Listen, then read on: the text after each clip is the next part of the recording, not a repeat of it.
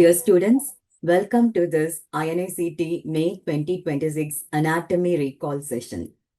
So you must have known that the questions were of moderate difficulty.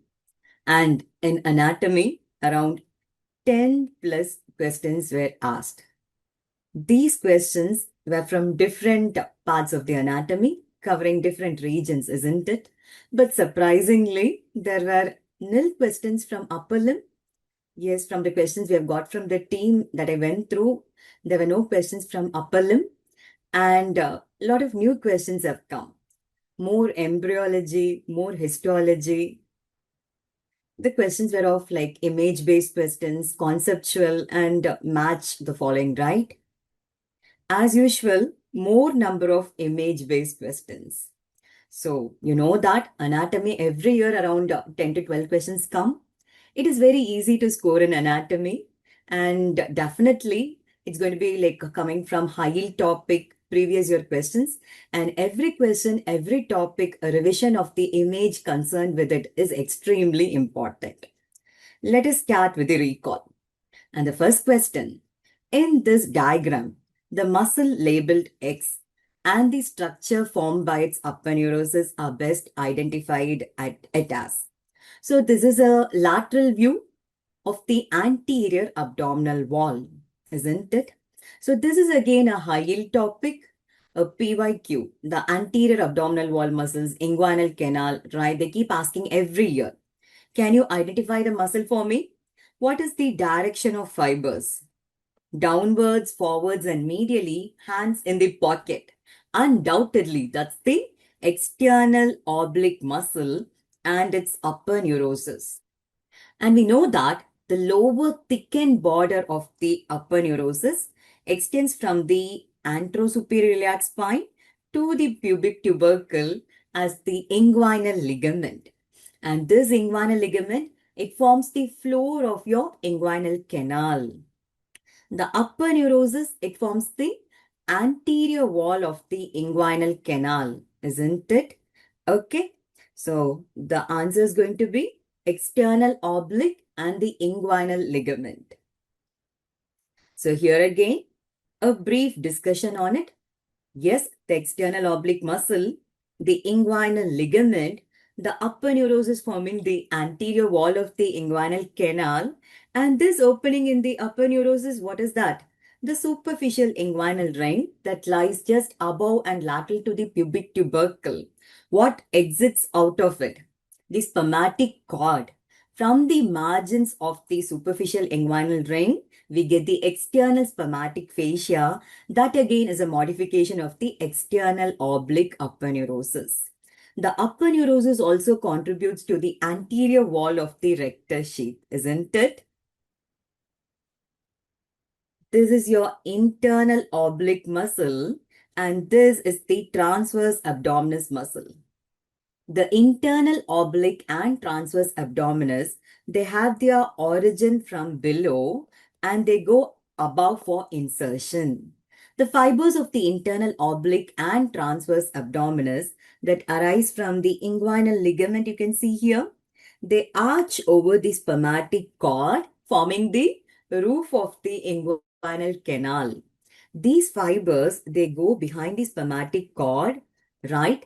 And they unite to form the conjoint tendon. Any idea what is the other name of conjoint tendon? Yes, Fox inguinalis. So what are the two aponeuroses contributing to Fox inguinalis? Transverse abdominalis and internal oblique. But remember, two-thirds of its fibers of the conjoint tendon are from transverse abdominalis and internal oblique, yes, the rest of it.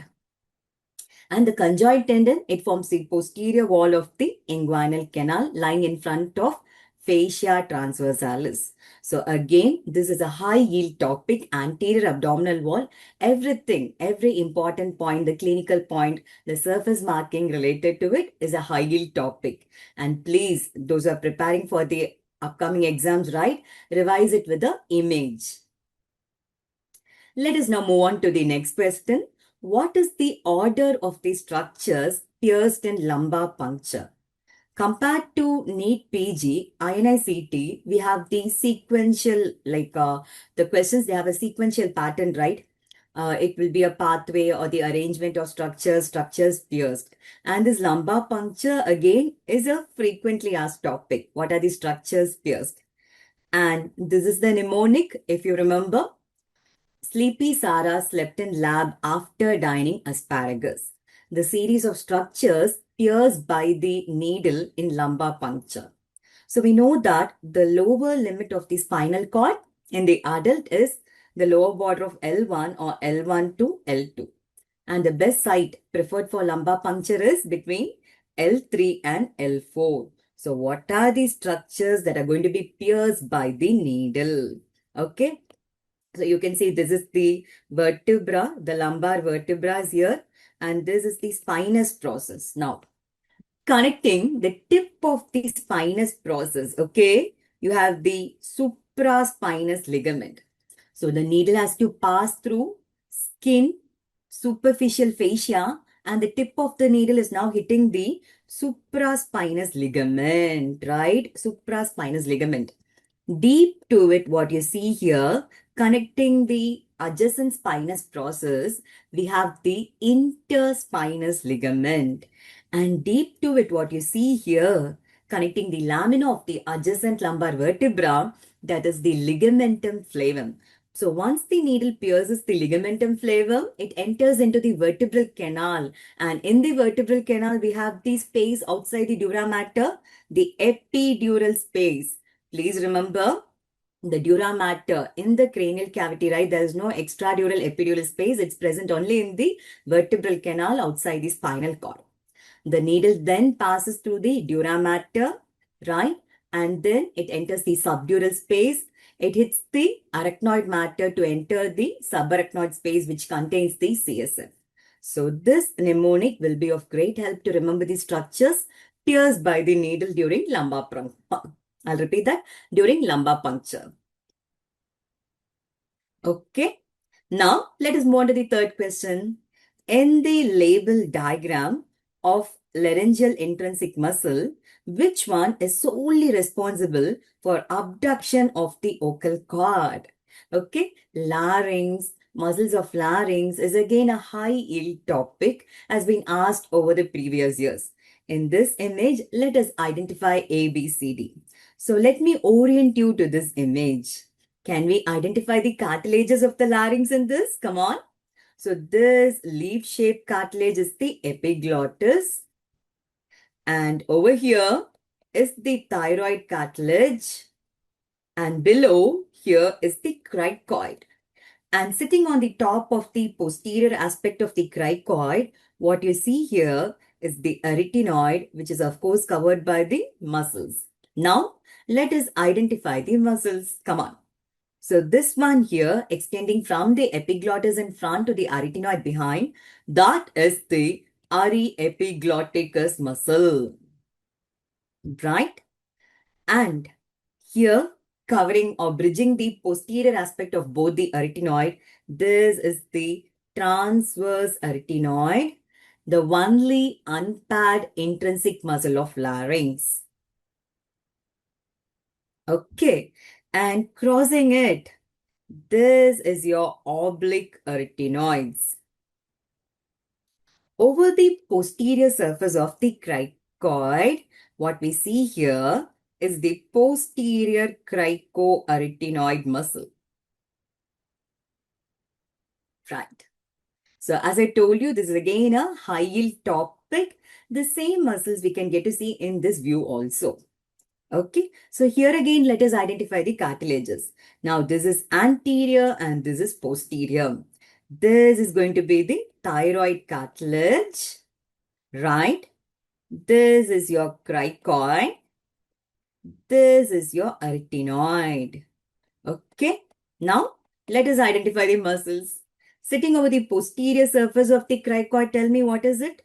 This is the posterior cricoarytenoid, right?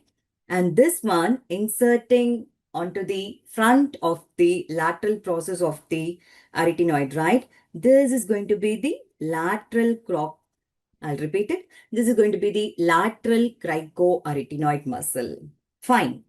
This one connecting the cricoid cartilage and the thyroid cartilage, it's the cricothyroid muscle. Okay. And this is the thyroarytenoid. Just medial to it is the ocalis.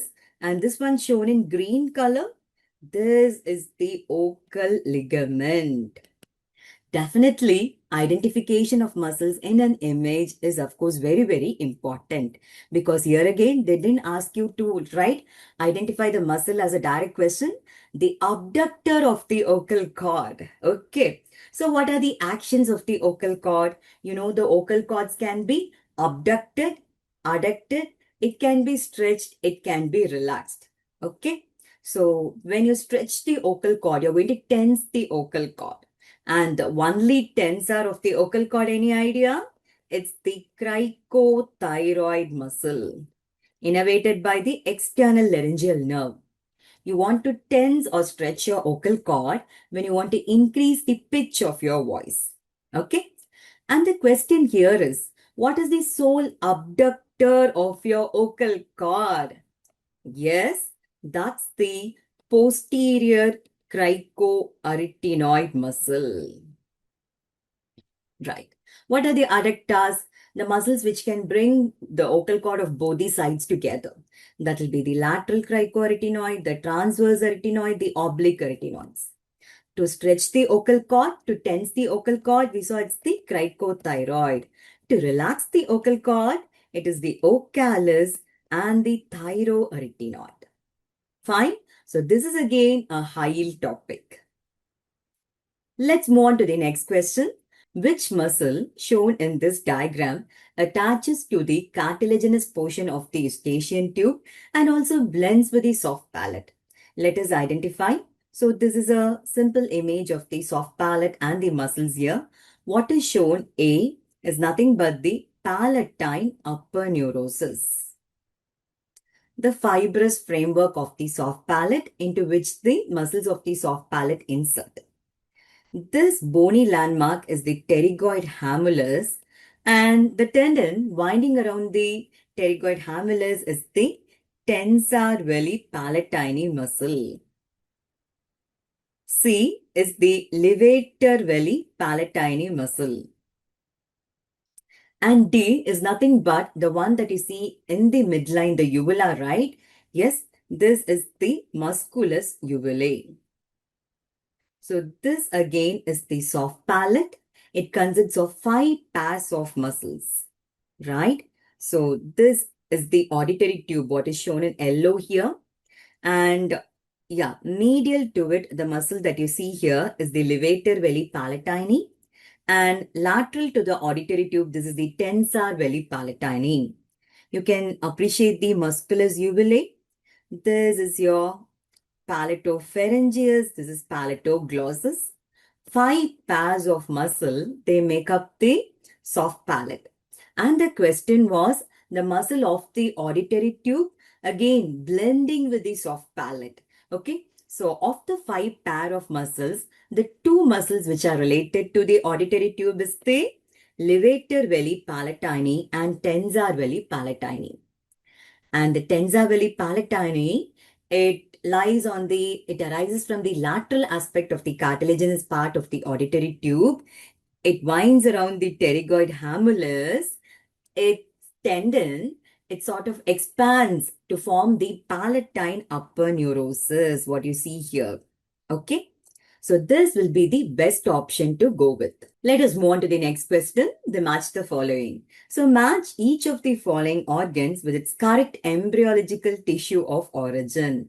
So definitely when you would have prepared for your exams, right, in embryology, it is very much important to go through the derivatives of your ectoderm, the different subdivisions, like the different subdivisions of the mesoderm, paraxial mesoderm, intermediate mesoderm, lateral plate mesoderm, isn't it the derivatives of neural crest? So derivatives as a whole in embryology is extremely important. And this one is easy if you have done it. The neural crest cells give rise to the adrenal medulla. And the kidney and the gonads, right, They arise from the intermediate mesoderm. The endoderm gives rise to the the endoderm gives rise to the thyroid gland. So this is the right answer. Let's move on to the sixth question. Match each of the following gastrointestinal organs with its distinctive histological feature. So this again is an easy question. It's a PYQ. They have summarized a lot of PYQ into this one match, isn't it? So Taenia coli. What is Taenia coli? It's a very characteristic, one of the cardinal features of the large intestine, aggregation of the longitudinal layer of the smooth muscles, isn't it? So yes, it's present in the transverse colon. Villi is of course present in the duodenum, the jejunum and the ileum. But of the options given here to rule out, since the Peyer's patches are given, yes, it's present in the ileum and villi will move on to duodenum. The epithelium mentioned here, non-keratinized stratified squamous epithelium is present in the esophagus. Okay, so I'll show you the images now. This is a microscopic histological image of the large intestine showing the lumen and the different layers in the wall. The mucosa, the submucosa, the muscle layer and the serosa or the adventitia. Can you see aggregation of the longitudinal muscle layer here? That is the taenia. And of course, you can tell me what are these? You can see the presence of the villi and also the aggregation of the lymphoid follicle, the Peyer's patches. This is an image of the ileum. And here, yes, you can see the villi, the glands in the submucosa. Undoubtedly, this is the image of the duodenum. This here again, you get to see the layers in the wall, right? You see the mucosa, you see the submucosa with some glands, you see the muscle layer. Since the mucosa, you can see a stratified epithelium, non-keratinized stratified squamous epithelium. This is the slide of esophagus, right? So this one question itself has summarized, has brought out many questions into it. Let us move on to the next question. A developmental remnant of the embryological hindgut persisting in the retrorectal presacral space is most likely to give rise to which of the following lesions? This was a new question. So let us see the explanation. Here in this image, right? So this is your foregut. You can see the midgut loop, right? And this is your hindgut. And you can see the allantois, it opens into the hindgut, right? So the part of the hindgut below the opening of the allantois, right? We call it as the post-allantoid part. The post-allantoid part of the hindgut that you see here, over here is the cloacal membrane, okay? And opposite the cloacal membrane, that part of the hindgut, it expands. It not only expands posteriorly, it also extends into the tail end of the embryo. This part is called as the post-anal gut, okay? And this is supposed to disappear. A programmed cell death has to happen at a later stage. If it persists, that will give rise to this condition, okay? What we call it as the tail gut cyst behind the rectum, in front of the tailbone, in front of the coccyx. The tail gut cyst. And the next question, easy one. The histological section shown in the image is. So this is a very direct and simple question. What you see here, yes, you can make out the duct. You can make out lot of acini-like structures which are dark stained. You can make out nice round nuclei. Yes, these are the serous acini. Okay. So which salivary gland is going to have predominantly serous acini? The parotid gland. What about sublingual? That has lot of mucous acini, predominantly mucous acini. What about pancreas? The exocrine part will have the serous acini. Endocrine, you can get to see the islets of Langerhans. So here, come on. I'll mark it A, B, C, D. Can you enter in the comments? What is A, B, C, D? Yes. So A, what do you get to see? Lot of acini, okay, which are more pale looking. Mucous acini, sublingual salivary gland, okay. And B, you can of course make out the exocrine part, which are darker stained, and the endocrine part is looking very pale, clumps of cells, the islets of Langerhans. This is the pancreas. Okay. And over here, what is this?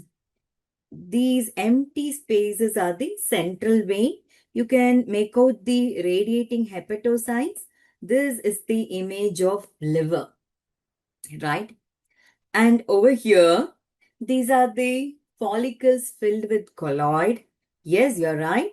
It's the thyroid gland. You can also appreciate the presence of the parafollicular cells, isn't it?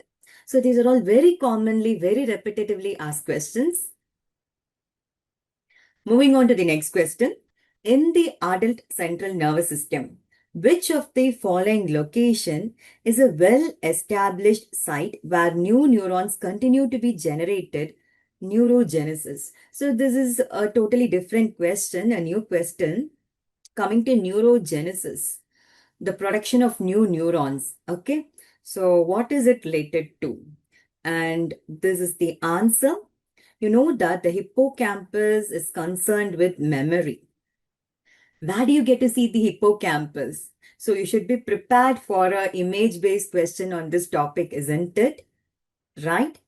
So, you know, this is the cerebral hemisphere.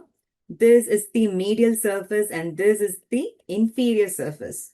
So coming to the infromedial aspect of the cerebral hemisphere, you get to see the hippocampal formation. Over the inferior surface, do you remember seeing the parahippocampal gyrus? Over the parahippocampal gyrus, on the top of it, we get to see the hippocampal formation, right? This hippocampal formation, it consists of the hippocampus, the dentate gyrus, and the dentate gyrus is so called because, can you see? It's like tooth-like appearance. This is your hippocampus. This is the dentate gyrus. It becomes continuous with the gyrus faciolaris.